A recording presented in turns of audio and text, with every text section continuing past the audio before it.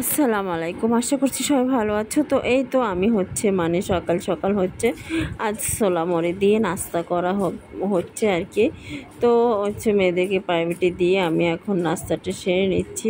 ছোলা মুড়ি করা হলো, তারপরে মশাইয়ের ডাল দিয়ে ভর্তা করা হবে।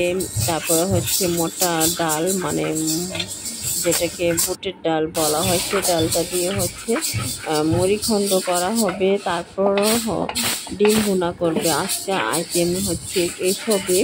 তারপরে এইসব রান্না বান্না সেরে আমি সন্ধ্যায় ডেন্টালের কাছে যাব, যেহেতু সেদিন গেলাম। তো আজ বৃহস্পতিবার ডেট ছিল, তো ডেন্টালের কাছে যাব। তো আজকে রান্না বান্নাগুলো একটু করে নিচ্ছি। ডিমটাকে প্রথমে মানে তেলে বেজে নিচ্ছি আর কি। একদম তেলে হালকা একটু নেড়ে ছেড়ে হলুদ আর লবণ দিয়ে বেজে নিব আর কি।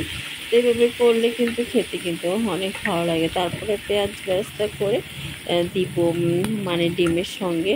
আর মাঝে মাঝে এখন ডিম বোনাটাও খেতে সবার কাছে ভালো লাগে, তাই প্রায় 1-2 দিন পর পরে ডিম বোনাটা করা হয়। তো সবাই খেতে খুব পছন্দ করে বলে। তারপরে এই তো আমাদের ডিম ভুনাটা আর কিছুক্ষণ হওয়ার পরে তারপরে হয়ে যাবে। এই তো ডিম ভুনাটা মোটামুটি হয়ে গেছে। তারপরে এই তো মুড়িখণ্ড প্রায় রান্না শেষ হয়ে গেছে। তো রুই মাছের মাথা দিয়ে মুড়িখণ্ড করছি। তারপরে এই তো সন্ধ্যায় ডেন্টালের কাছে যেয়ে তারপরে বাসায় আসলাম। তো এই পর্যন্ত আজ সবাই ভালো থাকবেন। আল্লাহ হাফিজ।